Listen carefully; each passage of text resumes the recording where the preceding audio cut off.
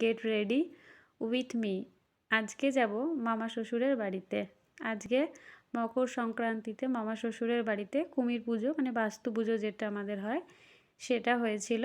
তো আমাদের নিমন্ত্রণ ছিল, আমি আর শাশুড়ি আর আমার ছেলে 3 জন মিলে গেছিলাম।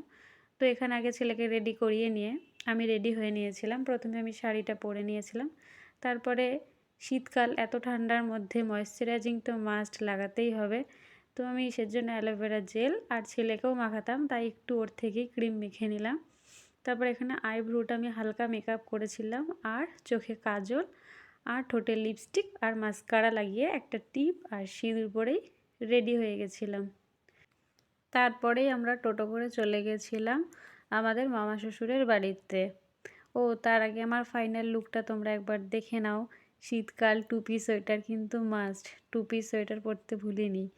যাই হোক, এই দেখো আমার মতো প্রথম তোমরা কে কে মাটির কুমির দেখলে। এটা কিন্তু মাটির হাতে তৈরি করা কুমির। আর ছিল আজকে পৌষ সংক্রান্তি, মানে খিচুড়ি দিবস, তাই হয়ে গেছিলো গরম গরম কড়াইশুঁটি আর ফুলকপির খিচুড়ি। খিচুড়িটা ওফ লাভলি, আর আলুর দম, ও মাই গড, কোনো কথা হবে না বস, এতটা দারুণ হয়েছিল। আর ছিল পাঁপড় ভাজা আর টমেটোর চাটনি, আর ছিল সাথে নলেন গুড়ের রসগোল্লা। আহা, ফিলিং স্বর্গ, রসগোল্লা মানেই স্বর্গ। যাই হোক, আজকের মতো ভিডিওটা দেখার জন্য